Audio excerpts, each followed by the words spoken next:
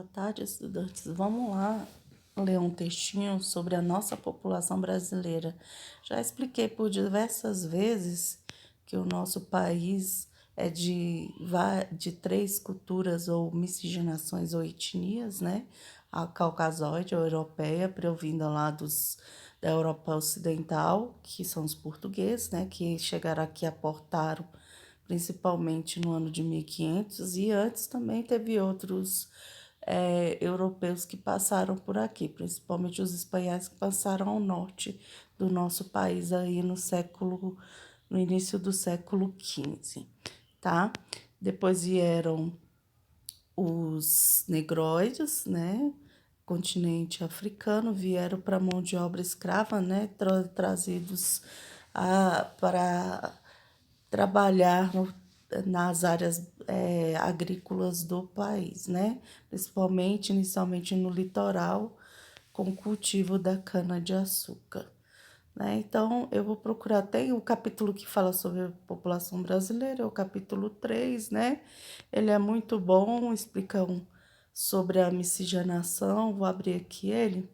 Se eu não abrir, eu vou abrir um texto ali do Brasil Escola, que está bem atualizada. A população brasileira está chegando a 212 milhões de habitantes, dados estatísticos atuais, tá? O livro de vocês, a base é de 2010, então aqui os dados estatísticos estão em 190 mil, então todo ano, isso é chamado de Geografia do Brasil, todos os dados estatísticos são feitos pelo IBGE.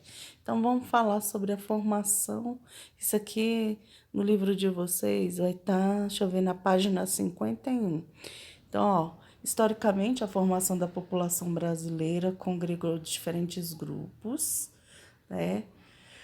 No primeiro século da nossa história, esse processo envolveu principalmente os povos indígenas, Tupi, Aruac, Cariri, etc., que são os ameríndios, né? O que já estava aqui. Estima-se que tinha mais de 3 milhões de habitantes de povos ameríndios, né? A gente chama ameríndios hoje em algumas literaturas, tá? Porque o índio é um termo pejorativo que eram chamados os povos indianos, originários ali da Ásia, né, do Sudeste Asiático, que os europeus procuravam especiarias, principalmente no Oriente, né, no Extremo Oriente, China, Índia, né, ali nas regiões do Extremo Oriente, principalmente nesses dois países que exportavam, Turquia, né, exportavam especiarias como cravo, canela, porque era de essencial para a condimentação, principalmente de alimentos, que não existia geladeira, né? A geladeira só veio a existir já no final do século XIX ali. Então, ó, historicamente, a formação da população brasileira congregou diferentes grupos.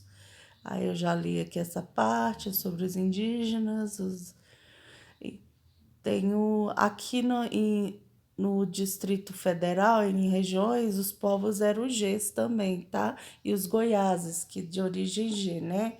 Da tribo G.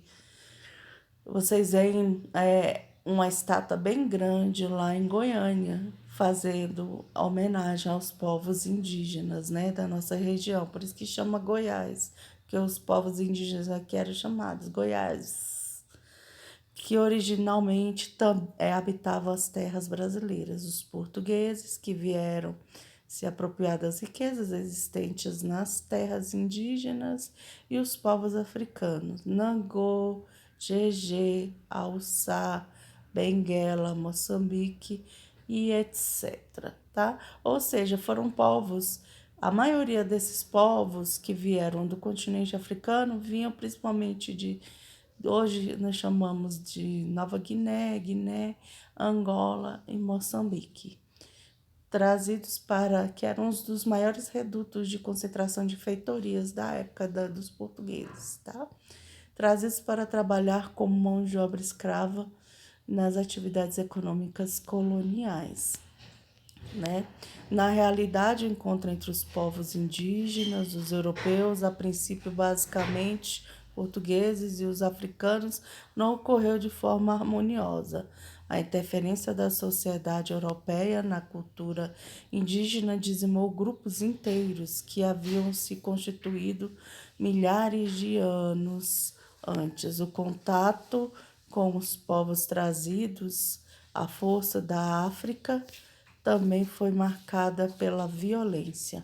A partir da segunda metade do século XIX, povos de outras origens passaram a fazer parte da composição da população brasileira, sobretudo europeus, espanhóis, italianos, alemães, eslavos e asiáticos, árabes e japoneses, povos que fugindo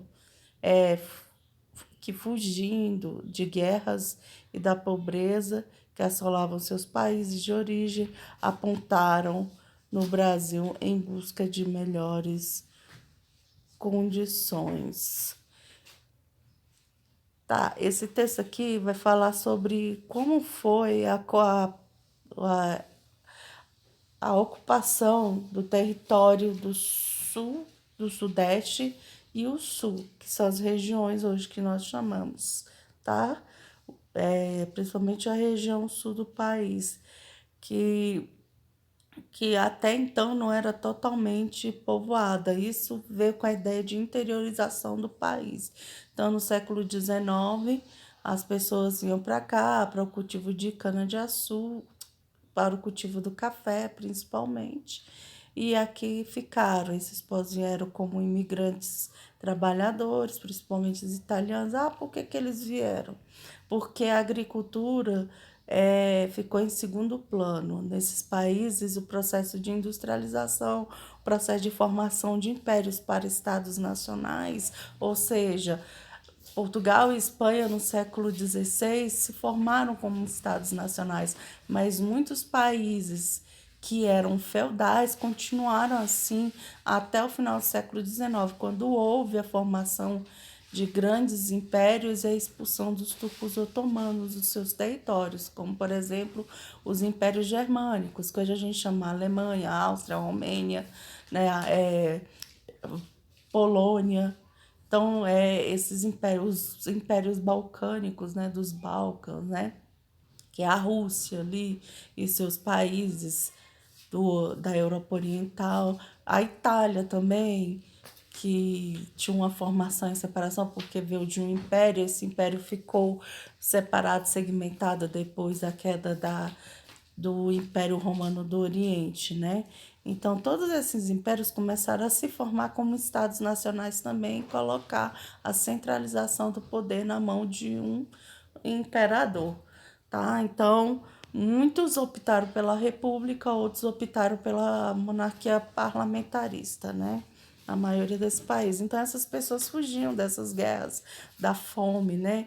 Não tinha mão de obra, a mão de obra era mais do que suficiente nos setores industriais, então não tinha o quê? Trabalho, mercado de trabalho. Então essas pessoas só trabalhavam no campo, só sabiam mexer com o campo, tiveram essa oportunidade de vir para cá, né? E isso todos caracterizando aí em países ricos e industrializados vieram para cá. A maioria desses povos. Antes nós não chamávamos negros, né? Etnia negra. O que é etnia? Formação cultural, linguística, tradição de um povo, tá? Os povos africanos têm várias formações de tribos, né? As nossas aqui já colocaram os Xangôs, os Gegés, o Nhaçã, né? Então, todos esses povos angolanos vieram para cá com sua cultura, com sua formação linguística, né? E aqui chegaram, tiveram que ser obrigados a falar a língua do povo que dominava o nosso país lá no século XVI, né? Que eram os portugueses. Os indígenas, a partir do momento que os portugueses entraram aqui, vieram com o processo de catequização da raça.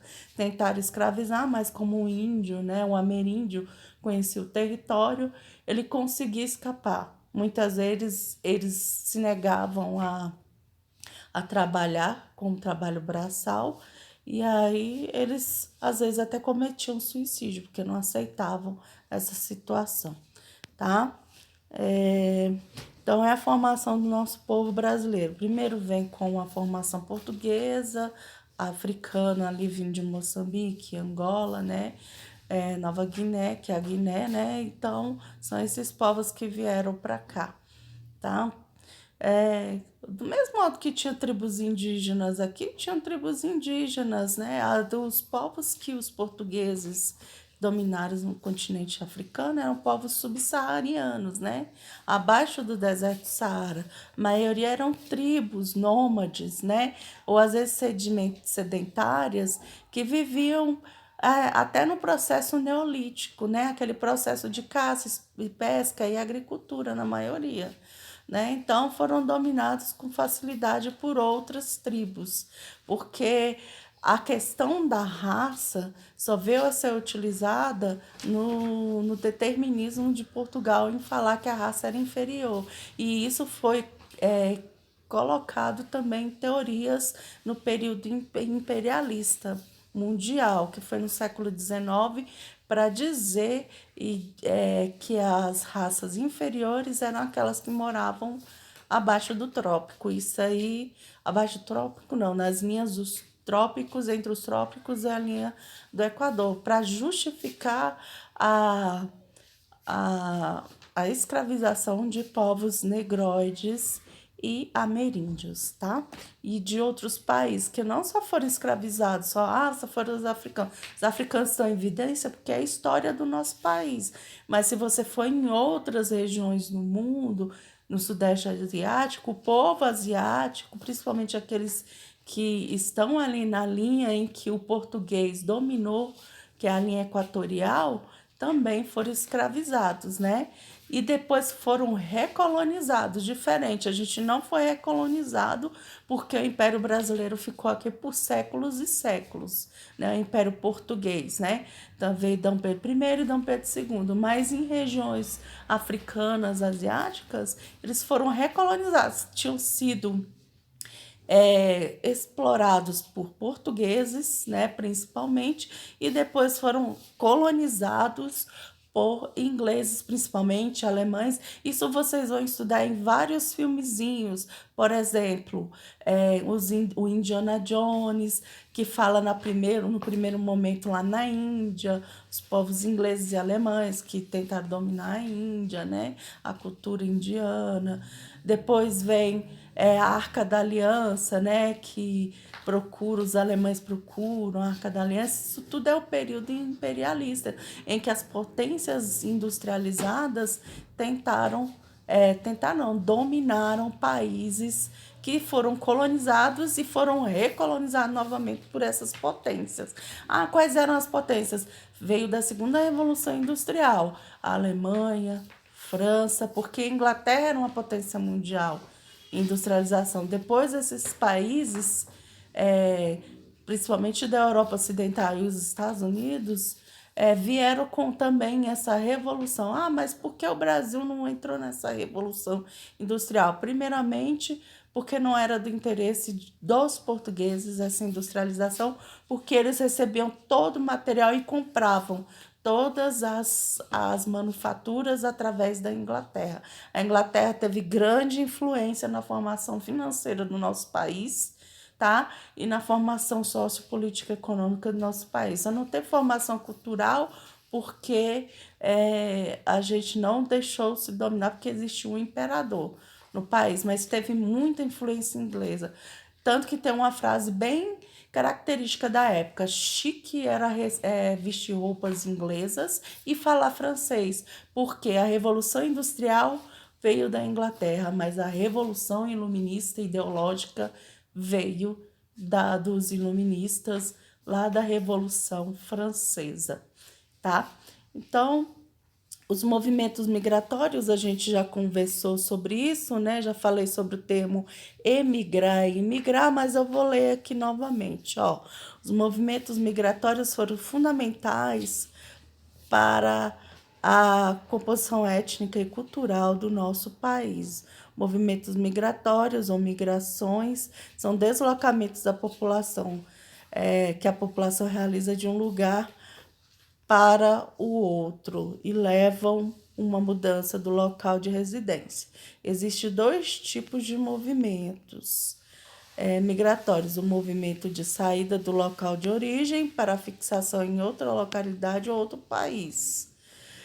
Denomina-se emigrar, sair, tá? E o movimento de entrada no local de destino para fixação é denominado imigração. Dessa forma, denomina-se a pessoa que se muda para outra localidade ou país de imigrante. Essa mesma pessoa, ao chegar, é destinado considerado um imigrante, como já mencionamos, isso eu já expliquei em outros capítulos.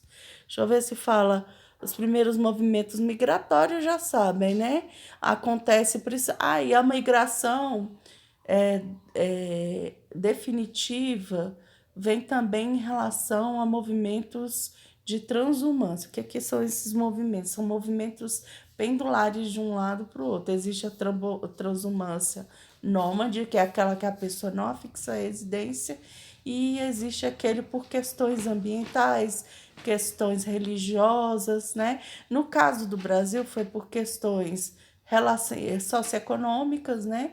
E também por questões ambientais, o clima da região. Então, principalmente quando o Brasil começou a se industrializar, o aumento da população do Sudeste do Brasil aumentou drasticamente na década de 50, dando uma explosão demográfica. Por quê?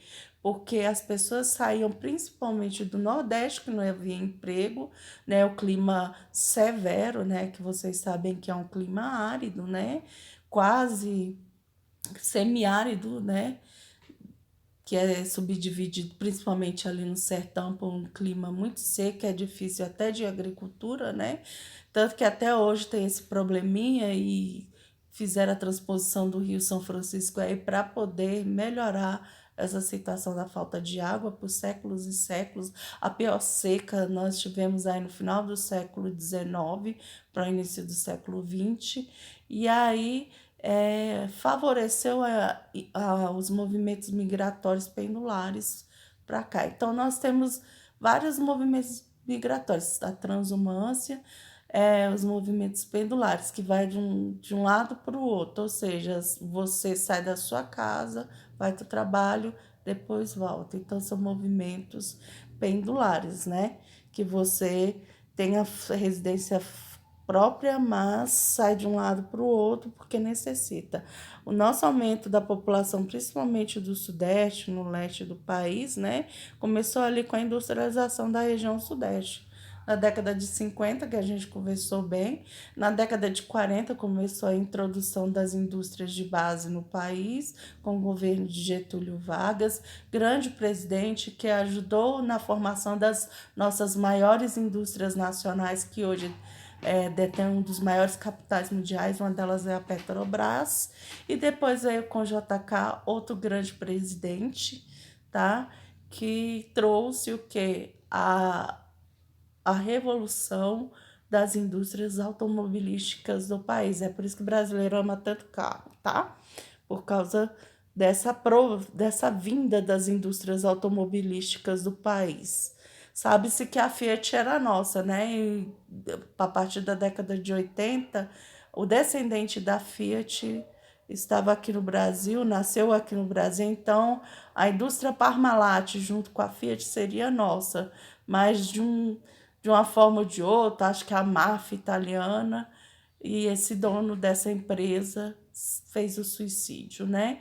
Toda vez que uma indústria tenta vir para cá, sempre há algum problema, ou seja, o home, né? A holding dela, que é o centro administrativo, tenta vir para o Brasil, porque é um centro lucrativo, né?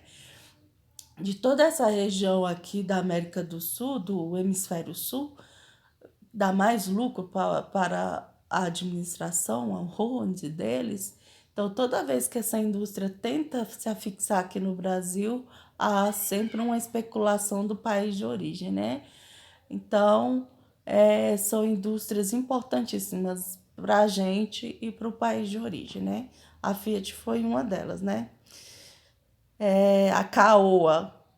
viram a manipulação da Caoa. A Caoa é uma indústria que provinda ali da Hyundai, né? Formou várias empresas juntas que vem aqueles carrinhos do Tigo aí. O gerente geral foi colocado como um transgressor do imposto de renda do Japão. Por quê?